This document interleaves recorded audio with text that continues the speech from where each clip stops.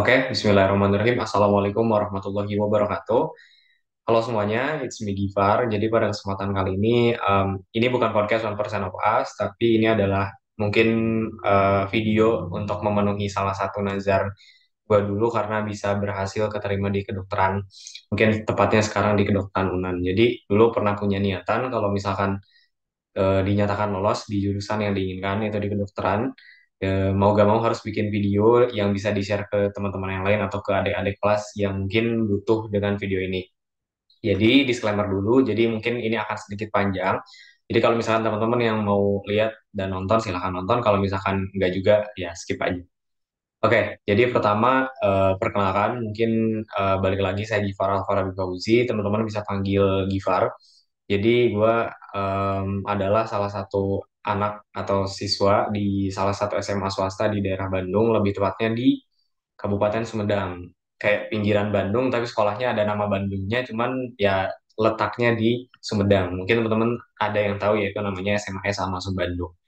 Jadi ceritanya dimulai dari semasa SMA. Kalau misalkan rumah dulu memang rumah asli itu di Cianjur, sekarang pun di Cianjur sama di daerah Canggung Jawa Barat yang jaraknya mungkin sekitar 60 kilometer ke kabupaten ataupun kota. Kemudian jarak ke Bandungnya pun cukup jauh juga. Inilah mungkin cerita seorang anak dari pedesaan yang menuntut ilmu ke perkotaan untuk bisa mendapatkan kualitas pendidikan yang lebih baik. Jadi ceritanya dulu alhamdulillah keterima di sekolah swasta ini. Kemudian setelah keterima, singkat cerita, mungkin gue termasuk orang-orang sebelum kita bahas ke PTN-nya, mungkin kita jelasin dulu latar belakang dulu di SMA Al-Masum itu kayak gimana. Jadi SMA Al-Masum itu adalah sekolah swasta yang bisa dibilang cukup fancy. Maksudnya bagi gue yang dari desa, yang dari kota, ke kota gitu, istilahnya lebih bisa dibilang cukup mahal untuk seorang anak SMA gitu. Jadi kayak ada hal yang dirasa culture shock lah istilahnya ketika gue memutuskan untuk bisa sekolah di Almasum Bandung karena mungkin biayanya juga nggak sedikit gitu. Nah dari situlah karena memang biayanya yang cukup tinggi, alhasil gue cari-cari cara gimana caranya buat bisa dapat beasiswa gitu. Dan jadi cobalah pertama masuk ke sana dengan jalur beasiswa dan nggak masuk karena mungkin IQ-nya tidak mencapai standar yang diinginkan dari pihak rekruter dari beasiswanya. Akhirnya masuklah dengan jalur biasa, dengan jalur reguler lah istilahnya, bayar sekolah dan sebagainya. Akhirnya diterima di Almas Bandung. Di situ sempat ada niatan karena mungkin gagal di beasiswa pertama, dicobalah di apa pembelajaran atau belajar di semester seperti biasanya. Dan dari pihak sekolah pun ada namanya beasiswa kriteria akhlak yang mana beasiswa itu diberikan kepada orang-orang yang katakanlah ranking satu di sekolah itu di kelas itu. Jadi dulu tuh ada sekitar 10 kelas di mana setiap kelasnya akan diambil satu orang yang akan diberikan kriteria akhlak. Jadi kriteria akhlak ini adalah sejenis beasiswa yang dikasih untuk orang-orang yang nilainya mungkin katakanlah lebih paling besar di kelas itu. Nah, karena memang disitulah satu-satunya cara untuk bisa dapat beasiswa, akhirnya diusahakan dan dapatlah beasiswa di Almasum selama kurang lebih 5 semester. Nah, dari sinilah kita mulai pembahasan ke perguruan tinggi negeri. Jadi, pertama mungkin langsung aja ke tips untuk masuk ke perguruan tinggi negeri ataupun hal pertama yang harus dilakuin untuk kita bisa milih jurusan yang benar adalah pertama pilihlah jurusan dan juga tujuan perguruan tinggi negeri itu sesuai dengan apa yang kita mampu gitu. Jangan sampai apa yang melibatkan ego yang lebih besar daripada rasionalitas kita gitu. Mungkin kalau dari ceritanya kayak gini. Jadi tadi karena gue termasuk ke dalam orang-orang yang dapat beasiswa, 10 orang beasiswa di angkatan itu, alhasil karena memang track record dari cutting-cutting dari senior-senior sebelumnya yang dapat beasiswa di sekolah itu tuh ya ranking 1 sampai 10 kalau nggak ITB, yang kedua adalah FK ataupun kedokteran.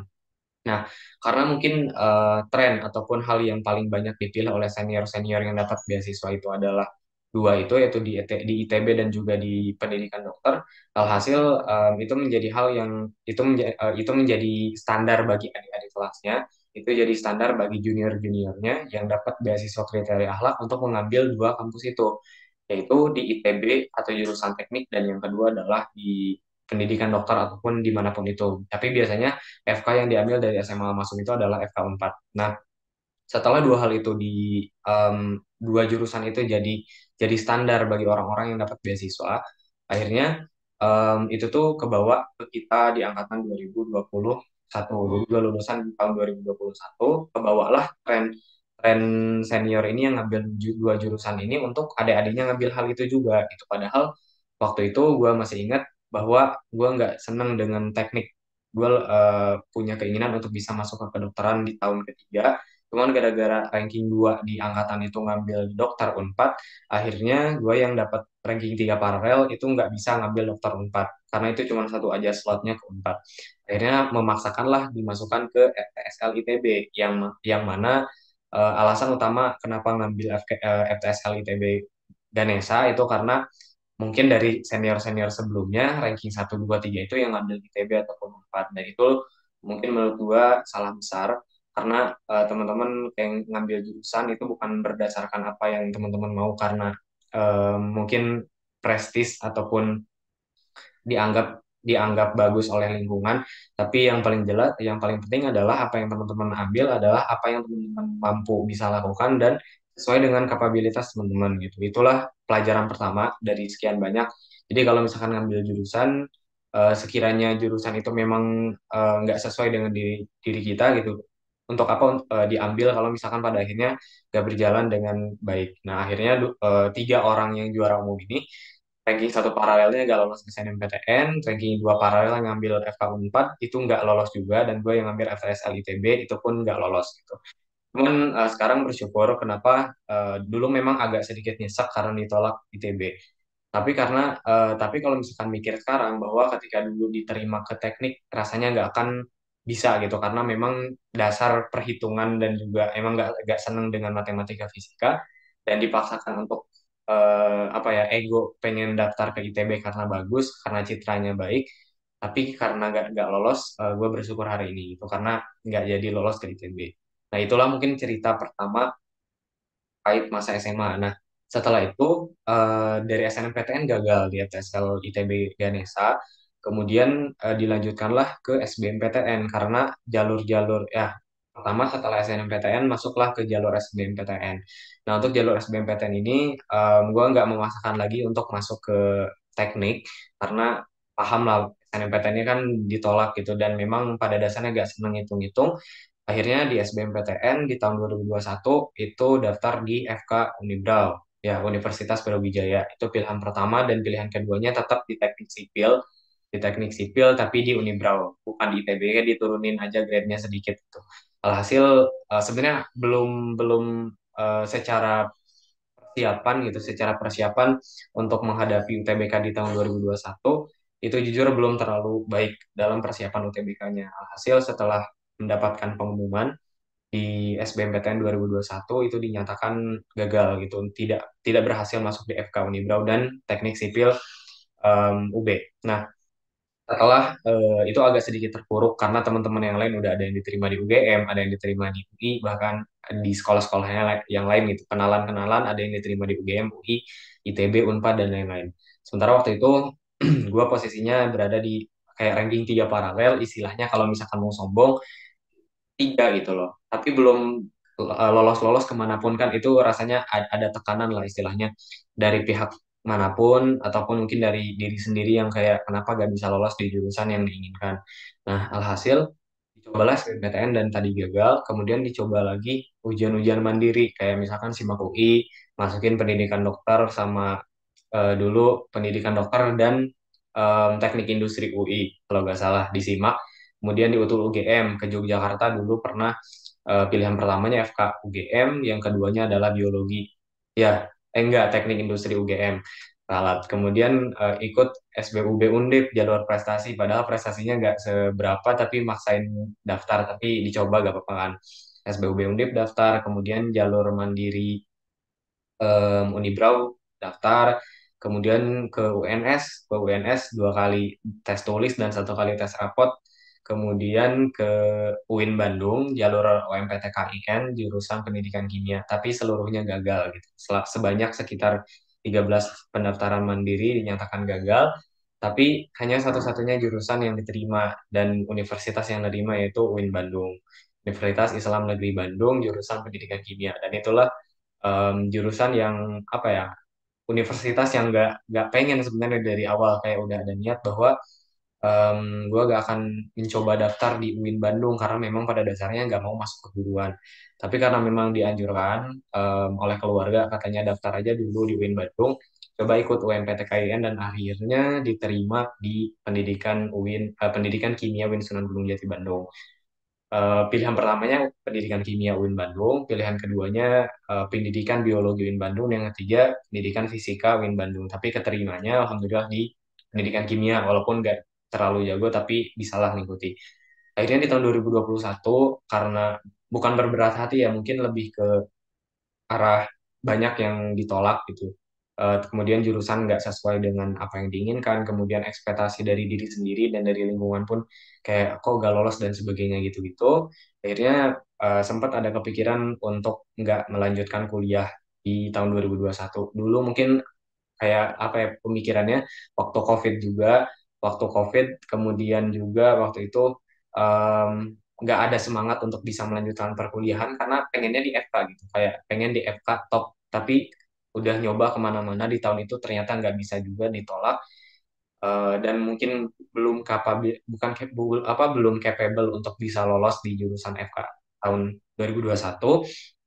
Akhirnya sempat terlintas untuk nggak melanjutkan di tahun 2021 dan mencoba bilang ke orang tua, gimana ya Pak kalau misalkan saya nggak melanjutkan dulu tahun ini kemudian mau nyoba lagi tahun depan. Rencananya tahun 2021 tuh gue bilang ke orang tua pengen ke kampung Inggris, kemudian kayak apa ya, meningkatkan skill-skill yang adalah selain sambil menyiapkan perkuliahan di tahun berikutnya. Pun waktu itu orang tua gue kurang menyetujui karena katanya kalau misalkan nggak apa dicoba aja dulu di Pekim di pendidikan kimia tahun ini, kemudian nanti tahun depan nyoba lagi gitu.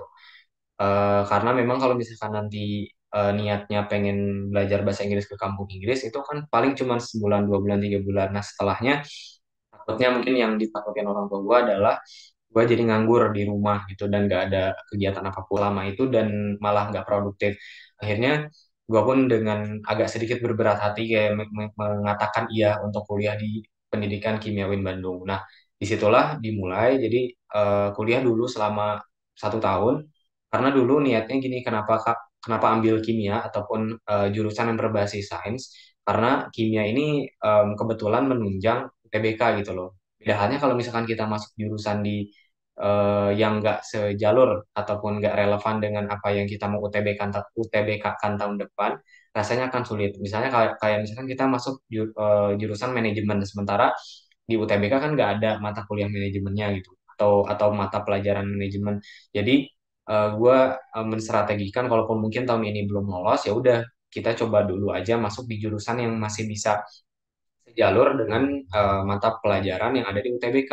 Jadi UTBK waktu itu mata ujinya adalah ya biologi, fisika, kimia, kemudian matematika dasar, matematika saintek, kemudian TPS. Kan seenggaknya ada satu pelajaran yang bakalan expert selama 1 bulan itu, dan ya gue bersyukur selama 1 bulan itulah gue dapet materi yang daging semua gitu dari pendidikan kimia.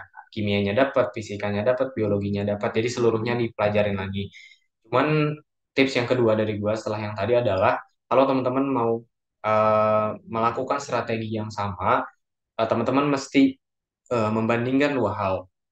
Ada 2 hal yang teman-teman bisa pertimbangkan. Pertama, kalau sekiranya teman-teman bisa les untuk persiapan UTBK tahun depannya, mending sekalian les aja daripada teman-teman harus masuk ke jurusan di perkuliahan untuk persiapan UTBK. Jadi gue rasa bakalan lebih efektif kalau ikut bimbel daripada masuk dulu ke perkuliahan gitu. Karena pada akhirnya apa yang dipelajari di perkuliahan itu nggak ini, walaupun tadi materi-materi yang disampaikan itu daging semua pendidikan kimia, cuman itu ibaratnya beban yang teman-teman tanggung gitu secara secara pemikiran, kemudian tugas-tugas di kuliahan itu banyak, praktikumnya banyak, jadi kayak banyak waktu yang tersita untuk persiapan ke kuliah selanjutnya. Cuman karena waktu kemarin itu pertama biaya untuk bimbel itu kan mahal. Yang pertama itu. Yang kedua, gue juga nggak ada persiapan untuk bimbel khusus untuk bisa masuk ke FK karena asal kalian tahu gitu, apa bimbel untuk masuk ke FK tuh bahkan ada yang sampai 80 juta dan sebagainya lah. Sementara gue nggak bisa spend my money gitu untuk hal tersebut sebesar itu gitu karena kan memang pada dasarnya nggak ada duit sebanyak itu untuk bisa persiapan di FK. Akhirnya mau gak mau harus kuliah dulu. Pada akhirnya kayak main kayak ibaratnya walaupun misalkan gue bisa memanfaatkan jurusan sekarang untuk persiapan tahun depan, tapi kalau ternyata tahun depan nggak jadi atau nggak lolos, masih nggak lolos pun, ya gue bisa melanjutkan di jurusan pendidikan kimia sekarang. Jadi itulah mungkin kelebihannya kalau misalkan teman-teman semi gap year, teman-teman kuliah, kemudian tahun depannya nyoba lagi. Kalau misalkan ternyata lolos di tahun depannya, teman-teman tinggal pindah kuliahnya. Kemudian kalau misalkan ternyata tahun depannya nggak lolos, ya teman-teman bisa melanjutkan di perkuliahan sebelumnya. Tapi kalau misalkan teman-teman merasa dan benar pengen fokus untuk bisa mempersiapkan diri ke ujian tahun depan, mending teman-teman bisa ikut bimbel langsung gitu di tahun tersebut. Itu sih yang pertama. Jadi alhasil selama 1 tahun itu gue kuliah di pendidikan kimia untuk sekalian mempersiapkan diri ke kampus berikutnya. Oh, sebenarnya persiapan persiapan UTBK yang benar-benarnya itu cuman sekitar sebulan aja gitu ternyata karena susah banget untuk ngebagi waktu selama kuliah di UIN dengan persiapan untuk masuk ke kedokteran itu yang kedua. Kemudian yang ketiga, ketika teman-teman mungkin ini kita konteksnya sekarang adalah kita melaksanakan gap year ya, semi gap year. Jadi teman-teman ceritanya kuliah tapi ngejar perkuliahan atau jurusan di tahun depannya. Itu dari cerita gua adalah semi gap year. Nah, tips yang ketiga adalah carilah kegiatan-kegiatan yang menunjang skill kamu, kemudian manfaatkan sebaik-baiknya gitu. Carilah apa aja kegiatan yang sekiranya relevan, kemudian bisa apa ya menyalurkan stres di situ gitu. Jadi lama di UIN karena pertama sebenarnya secara jujur nilai gua IPK gua di UIN itu nggak sampai ke 3,5 karena cuma 3,2 dan semester 2 3,4 karena saking apa ya saking nothing tulus lah istilahnya. Ya udahlah sebisanya aja gitu. Dan memang kurang dalam hal belajar selama di UIN karena memang semangatnya itu turun gitu. Semangatnya hal yang paling ditakutkan ketika kita melakukan semi gap year adalah unmotivated gitu. Jadi motivasinya nggak ada sedikit demi sedikit. Dan gue merasakan hal tersebut gitu ketika kita nggak masuk ke jurusan yang mungkin bukan kita inginkan dan bukan kita harapkan, sehingga selama menjalankan jurusan tersebut nggak maksimal. Nah, gue mensarankan teman-teman ketika mengalami hal tersebut, carilah suatu kegiatan ataupun suatu UKM ataupun suatu perkumpulan yang bisa ibaratnya nge-boost teman-teman biar bisa semangat lagi gitu. Akhirnya karena gue ingin mencari alasan bisa bertahan di UIN Bandung, waktu kemarin di semester 2-nya gue mengikuti salah satu pendidikan yang menurut gue menarik yaitu Akademi Protokol. Jadi mungkin di sini gue tempelin gambarnya. Jadi Akademi Protokol itu adalah suatu UKM di Pramuka UIN Bandung yang melatih siswa-siswi yang ada di UIN Bandung untuk jadi seorang protokoler. Jadi protokoler itu kalau misalkan gampangnya teman-teman bisa lihat kayak sejenis pengatur acara, event, kemudian kayak sejenis WO. WO itu adalah bagian wedding organizer itu adalah bagian kecil daripada protokol gitu. Mungkin kayak outputnya seperti halnya ajudan, ajudan pejabat dan sebagainya itu berasal dari protokol. Nah, akhirnya kenapa gue pengen ikut protokol karena punya basic paskibra sama pramuka selama SMA sama selama SMP dan rasanya bakalan bagus gitu. Karena senior-senior gue di UIN banyak yang katakanlah sukses setelah masuk ke akademi protokol.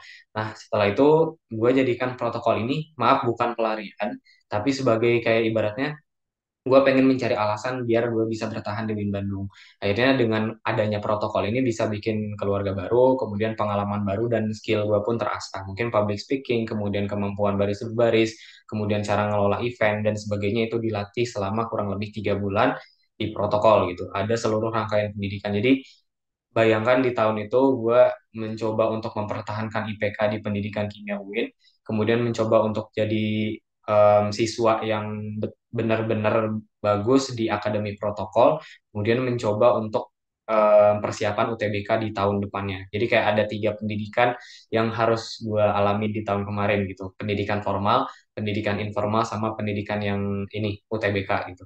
Akhirnya dari situlah gue mulai termotivasi lagi untuk bisa menyelesaikan seluruhnya, menyelesaikan di UIN, kemudian menyelesaikan di protokol, dan menyelesaikan persiapan gue untuk bisa masuk ke perguruan tinggi negeri tahun depannya. Alhasil gue lolos di akademi protokol selama 3 bulan. Di tahun keempat, jadi bulan keempat gue dinyatakan lulus dengan lulusan terbaik 4 di akademi protokol tersebut. Kemudian setelah itu di wisuda, dan sebenarnya sebelum sebelum di wisuda itu gua udah mendapatkan, oh enggak, setelah di wisuda itu kan kita masih ada kelas-kelas yang harus diikutin di akademi protokol. Nah, selama kelas itulah gua mengikuti nyambi UTBK di Unpad gitu. Jadi selama persiapan wisuda protokol itu kan dilatih selama 1 bulan. Nah, selama 1 bulan itulah gue mencoba izin beberapa hari untuk bisa ikut UTBK. Kalau nggak salah ya sehari aja untuk bisa tes di Unpad. Kemudian pengumumannya itu diumumkan ketika gue sedang melaksanakan kelas di protokol. Waktu itu ibaratnya setelah protokol ini semuanya selesai, gue nyambi juga pas atau nyambi juga untuk ujian UTBK di Unpad. Kemudian setelah wisuda selesai, gue nunggu pengumuman UTBK tersebut. Jadi waktu itu gue melaksanakan UTBK di Unpad dengan jurusan pertama, pilihan pertama di FKUI, dan pilihan kedua di FK UNAN di Universitas Andalas Padang. Nah, kenapa ambil UI? Karena pada dasarnya UI adalah universitas paling murah, dan murah di kantong lah, ibaratnya ringan di kantong untuk sekelas anak FK. Tapi memang susah untuk bisa masuk di sana. Cuman ya kalau misalkan memang rezekinya kan lumayan kalau misalkan kita bisa masuk UI dengan harga yang murah. Itulah sebenarnya alasan utamanya pengen masuk UI. Yang pertama ya karena paling bagus, kemudian yang kedua karena memang paling murah di antara FK-FK yang lain. Kemudian pilihan yang kedua UNAN. Kenapa UNAN? Karena gue lihat passing grade gitu, karena sebenarnya jurusan apa yang gue persiapkan selama ini belum maksimal di UTBK. Gue rasa belum semaksimal untuk bisa masuk UI. Akhirnya mungkin gue nggak menganggap UNAN ini di bawah passing grade-nya kecil, enggak, cuman mungkin agak sedikit di bawah UI gitu, di bawah UI untuk nilai passing grade di Universitas Andalas. Jadi gue juga rasanya kalau misalkan memasukkan dua jurusan FK di Jawa semuanya agak sulit untuk tembus, karena udah nyoba di tahun 2021 ternyata sesulit itu untuk bisa masuk FK di Jawa. Akhirnya gue memutuskan untuk bisa daftar di Pulau Jawa satu, kemudian di Pulau Sumatera pun satu, untuk bisa dapat apa ya, bisa dapat kemungkinan yang terbaik. Jadi tips selanjutnya adalah kalau misalkan menentukan jurusan, pilihlah jurusan pertama yang kalau bahasa Sundanya diedankan di pilihan satu, itu benar-benar ditaruh yang paling kita pengen dan paling tinggi ininya passing grade-nya. Kemudian jurusan yang kedua atau pilihan kedua, pilihlah jurusan yang tetap sesuai dengan teman-teman, dengan kapabilitas teman-teman, cuman agak sedikit diturunkan passing grade-nya. Jadi jangan sampai dua-duanya ya tinggi semua, karena kalau misalkan melakukan hal tersebut, apalagi kalau pilihan pertamanya itu lebih rendah passing grade-nya dari pilihan yang kedua, itu udah pasti kalau misalkan ditolak di pilihan satu, bakalan ditolak di pilihan yang kedua. Tapi kalau misalkan teman-teman pinter naruh jurusannya, taruhlah pilihan yang pertama yang benar-benar teman-teman pengen, kemudian taruhlah di pilihan kedua yang sekiranya masih bisa nih kita kita capai gitu. Mungkin itu sih. Jadi alhamdulillah pada pas waktu itu dinyatakan lolos walaupun di pilihan kedua di Universitas Andalas. Tapi ya barokallah, alhamdulillahirabbil alamin, alhamdulillah ala kulli hal.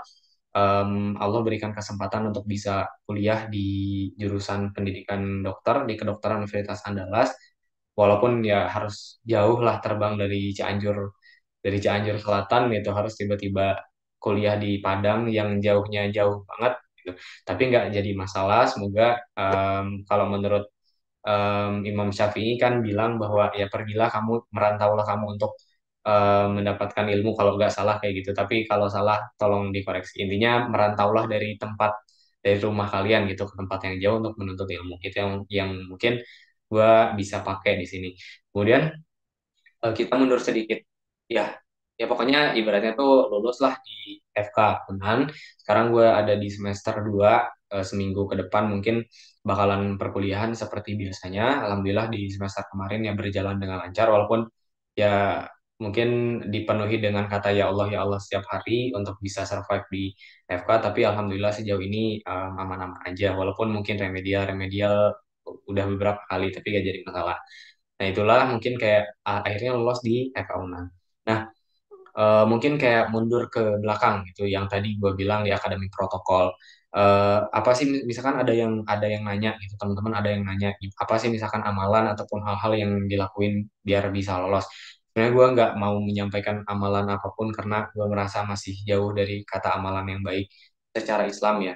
Ataupun apa ya hal-hal yang apa ya dilakuin untuk bisa masuk. Mungkin kalau di channel-channel yang lain teman-teman bisa lihat ada yang duha, ada yang tahajud, ada yang minta doa orang tua, dan itu semuanya betul gitu. Lakukanlah hal tersebut gitu, karena gue yakin lolosnya gue di sini bukan karena skornya gede ataupun mungkin pinter dan sebagainya, enggak, tapi karena mungkin doa dari bapak sama ibu di rumah. Jadi kayak hal yang mungkin teman-teman perlu lakukan adalah berbuat baik aja sama banyak orang gitu. Gue punya satu cerita yang unik selama bertugas di protokol. Jadi waktu itu setelah gue wisuda di protokol Bandung, UIN Bandung, di protokol Pramuka UIN Bandung, seharusnya gue punya apa ya, seharusnya mayoritas ataupun umumnya seorang siswa dari akademi protokol yang dinyatakan lolos itu harus ditugaskan, entah itu ditugaskan di wisuda, entah itu ditugaskan di petugas apa penugasan-penugasan kampus ataupun penugasan luar kampus. Nah, waktu itu resmi gue ditugaskan oleh oleh senior untuk bisa apa ya memimpin seorang mohon maaf tuna netra, ya tuna netra yang nggak mohon maaf nggak bisa lihat. Jadi waktu itu ada kalau nggak salah UMPTKIN, jalur masuk UMPTKIN untuk disabilitas. Nah waktu itu gue ditelepon waktu kuliah sama senior, Far bisa nggak siang ini ditugaskan untuk bisa ngebimbing adik-adik yang tunanetra untuk bisa ujian. Jadi waktu itu UMPTKIN ini ujiannya pakai komputer. Cuman karena memang pada dasarnya tidak menyediakan sistem untuk yang disabilitas. Kan biasanya kalau ujian-ujian untuk disabilitas, terutama untuk tunanetra itu ada pakai earphone yang bisa didengar dan sebagainya kan. Karena mungkin di UIN waktu itu ada keterbatasan untuk ujian bagi tunanetra, akhirnya ditugaskanlah harus ada pembimbing. Pembimbing inilah yang akan membacakan seluruh soal gitu. Dibacakan seluruh soal, kemudian dibacakan ke adik namanya Kang Ade. Jadi saya bacakan, gue membacakan soal di UMPTKIN untuk Kang Ade ini satu-satu semuanya sekitar 2 jam gue harus bacakan itu. Kata senior, bisa nggak siang ini ditugaskan di lab ini, datang ke lab psikologi untuk memimpin, untuk menuntun Ade ini melaksanakan ujian. Nah, waktu itu tuh sebenarnya ada dua hal yang gue pikirin. Pertama adalah gue menerima tawaran itu karena memang itu adalah kewajiban karena ditugaskan dari senior. Kemudian yang kedua, waktu itu adalah waktu terakhir gue harus daftar ujian tulis UGM. Jadi untuk UGM itu terakhir jam 3 sore. Sementara si ujian AD ini, Kang AD ini kalau nggak salah jam 12 siang. Jadi kayak sekitar 2 jam, jam 12 sampai sekitar jam 2 itu ujiannya baru selesai. Sementara gue waktu itu benar-benar harus persiapan daftar ke UTU UGM selama kurang lebih 1 jam. Karena kan sebenarnya itu udah resiko kan ketika teman-teman udah kelewat waktu pendaftarannya, ya udah itu kita nggak bisa daftar lagi. Nah ceritanya, gue daftar UTU UGM ini sebelum pengumuman SBMPTN. Jadi gue harus nyari rencananya memang waktu itu karena ya uang udah nipis, gak sebanyak di tahun sebelumnya, akhirnya cuman ikut SBMPTN sama ikut UTUL UGM. Nah, akhirnya karena gue mikir gimana ya kalau misalkan diterima, waktunya cuman sejam lagi dan sejam itu udah resiko banget kalau misalkan kita daftar dulu kemudian belum bayar dan sebagainya. Akhirnya gak apa-apa lah, gak apa-apa kalau sekiranya gue sekiranya waktu itu memang bukan rezekinya ke UGM, pasti nggak bisa daftar ataupun kelewat waktunya. Jadi gue bilang ke senior, oke bang, jam 12 saya ke lokasi gitu untuk membacakan soal. Akhirnya selama 2 jam itu gue membacakan soal satu-satu. Kalian bayangin kayak mungkin yang nggak bisa lihat, harus ngedengerin soal TPS, matematika dan sebagainya dari orang yang di pinggirnya. Itu bagi gua yang bisa ngelihat gitu, soal-soal yang diujikan tuh sesusah itu, sesulit itu, apalagi yang cuman bisa mengandalkan telinganya aja gitu. Kayak misalkan gue harus membacakan soal matematika, yang mungkin perkalian, pembagian dan seluruhnya itu kan banyak. Jadi gue gak yakin Kang Ade ini bisa bisa mencerna sebaik itu gitu hanya dengan menggunakan pendengaran. Tapi alhasil setelah mendengarkan hasil seluruhnya, alhamdulillah banget si Kang Ade ini ternyata diterima di pilihan kedua di UIN Cirebon kalau nggak salah, dan itu ya bagi saya, bagi gue sangat excited dan juga luar biasa karena ya orang yang katakanlah sulit untuk bisa melihat punya rasa semangat yang tinggi untuk bisa melanjutkan pendidikan. Jadi waktu itu gue bilang ke Kang Ade, Kang, kalau misalkan lolos nanti kabarin saya lewat WhatsApp, Kang. Kata Kang Ade, siap siap Kang, katanya, makasih banyak. Nah akhirnya beliau ngechat, katanya beliau diterima di pilihan dua di kampus UIN Cirebon, dan ya gue bersyukur oleh itu. Nah setelah jam 2 selesai waktu itu gue bertugas sama satu rekan namanya Proisur. Gue serahin dulu ke dia untuk bisa melanjutkan tugas di situ, dan gue untuk melanjutkan ke kos untuk bisa daftar di UGM. Jadi alhamdulillahnya dalam waktu sejam, karena datanya udah ada di tahun lalu pernah daftar, akhirnya tinggal diklik-klik aja karena udah ada riwayatnya. Akhirnya berhasil dan tinggal nunggu waktu ujian dan keberangkatan ke Yogyakarta waktu itu. Nah, cuman masalahnya, karena sudah dinyatakan lolos, waktu itu dinyatakan lolos di kedokteran UNAN, gue harus mikir lagi. Sebenarnya pengen banget bisa daftar di UTUL UGM. Barangkali kalau misalkan dinyatakan lolos ya gue pilih yang ada di Jawa gitu. Cuman pertama, pertimbangannya adalah waktu itu pengumuman UTUL UGM ini adalah 2 hari ataupun 1 hari setelah pembayaran UKT terakhir di UNAN. Jadi mau gak mau gue harus bayar UKT UNAN dulu, baru gue menunggu hasil ujian UGM, dan rasanya kalaupun katakanlah kalau misalkan dua-duanya lolos, gue gak akan punya uang sebanyak itu untuk bisa bayar yang UNAN, iya, kemudian bayar lagi double yang UGM kalaupun dinyatakan lolos. Jadi kayak gak ada uang lagi untuk bisa bayar dua-duanya kalau kalau memang dua-duanya dinyatakan lolos. Jadi itu PD-nya aja gitu. Walaupun pada dasarnya gue apa ya, kayaknya nggak akan lolos juga di UGM gitu karena memang persiapannya nggak matang. Akhirnya pertama mikirnya dicoba gak ya, maksudnya berangkat gak nih ke Yogyakarta walaupun dengan segala keterbatasan biaya dan sebagainya. Tapi yang kedua, kalau misalkan ke sana pun dicoba, pada akhirnya yang Unani akan diambil gitu, akan dibayar dulu, dan pada akhirnya harus nunggu yang UGM. Cuman ya mungkin uh, gue merasa, uh, apa ya, gue merasa bersalah ataupun merasa merasa sayangnya adalah nggak dicoba dulu. Padahal kalau mau coba ya coba aja dulu nanti daftar. Cuman pada akhirnya kata orang tua ya ya ya udah gak apa-apa, katanya, kita ambil aja yang Universitas Andalas, dan akhirnya waktu malamnya gue gak jadi daftar, gak jadi berangkat, dan daftarlah di Universitas Andalas itulah. Jadi kayak sebenarnya banyak hal yang pengen diceritain terkait eh, perjalanan menuju ke kedokteran UNAN ini. Masih banyak kayak tips-tips ataupun hal-hal yang harus disampaikan ke teman-teman. Cuman pada akhirnya gue sebagai orang yang gap year, yang semi gap year, mau bilang ke kalian dimanapun itu, entah itu yang gap year ataupun yang semi gap year, gue nggak tahu seberapa sulit apa yang teman-teman hadapin gitu, entah itu permasalahan ekonomi, permasalahan keluarga, ataupun ya udah nyoba kemanapun tapi nggak lolos-lolos, kemudian dan sebagainya lah, pasti banyak.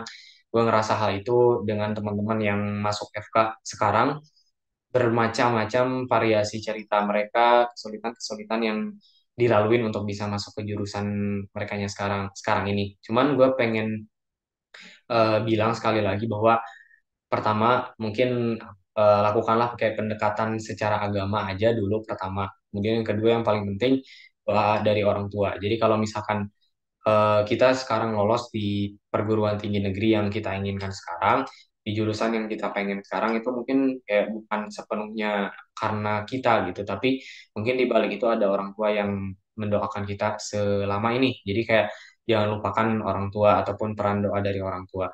Kemudian yang kedua, gue cuman pengen bilang bahwa pendidikan ini bukan bagi orang-orang yang ya pendidikan ini bukan bagi orang-orang yang katakanlah hanya punya privilege. Walaupun privilege-nya ya orang-orang yang punya privilege itu lebih banyak bisa survive. Katakanlah orang-orang yang ekonominya bagus, orang-orang yang mungkin secara pendidikan terpapar lebih banyak gitu. Orang-orang yang kayak gitu, yang privilege-nya lebih banyak, yang memang lebih mudah untuk bisa masuk di perguruan tinggi negeri. Cuman gue cuman pengen bilang aja bahwa apapun masalahnya, gue rasa kayak bisa diselesaikan gitu loh. Maksudnya apapun masalahnya teman-teman cari dulu solusinya. Entah itu secara ekonomi atau apapun itu penting bagi teman-teman untuk bisa nyari dulu solusi, ikhtiar dulu. Baru kalau misalkan memang nggak bisa, ya teman-teman pasti punya jalan yang lain gitu. Cuman kalau misalkan karena satu hal aja, misalkan karena masalah ekonomi karena masalah hal-hal yang lain, gue rasa itu masih bisa diperjuangkan gitu. Mungkin teman-teman bisa ngambil yang bagi yang masalah ekonomi bisa ngambil KIP. Kemudian kalau misalkan ada yang bermasalah dengan orang tua tidak mengizinkan, teman-teman bisa melakukan komunikasi yang lebih baik. Jadi sebenarnya gimana pintar-pintarnya aja kita sekarang nyari peluang istilahnya kayak gitu. Mungkin itu aja sebenarnya apa yang pengen gue sampaikan dari selama ini.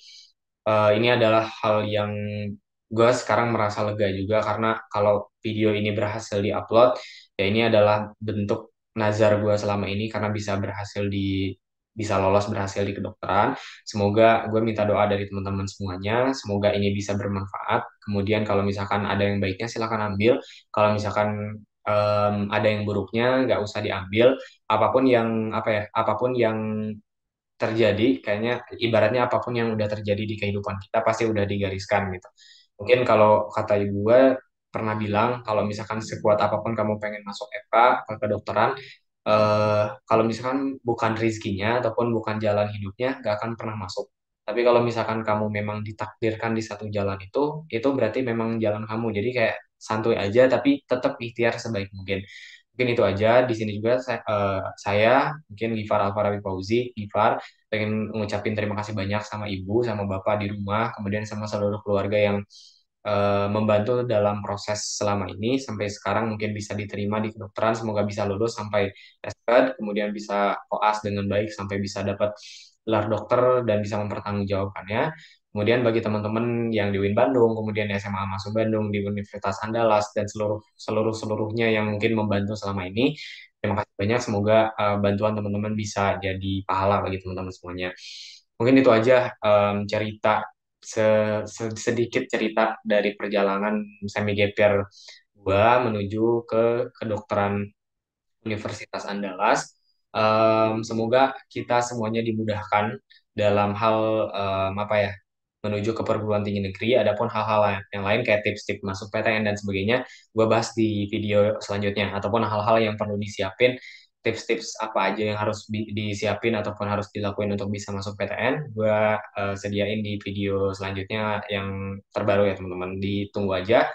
Kemudian nanti skor UTBK, oh iya satu lagi, mungkin bagi teman-teman yang pengen masuk di kedokteran Universitas Andalas, passing grade UNAN di FK gue nggak tahu seberapanya, cuman gue dengan skor sekitar 628 dengan nilai yang paling besar di biologi, kimia, dan TPS itu bisa masuk. Walaupun bahasa Inggris, kemudian matematika dan fisika gue di 400 500 tapi yang lainnya ada di angka 700 800 itu bisa masuk di UNAN gitu. Jadi kalau misalkan gue nggak bilang passing grade UNAN berapa-berapanya karena gue nggak tahu.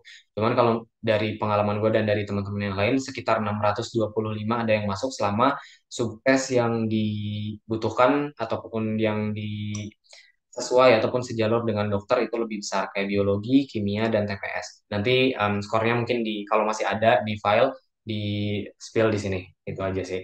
Mungkin itu aja cerita dari gua. Semoga bisa bermanfaat. Mohon maaf kalau misalkan ada unsur-unsur yang nggak baik dari video ini. Semoga bisa bermanfaat. Wassalamualaikum warahmatullahi wabarakatuh.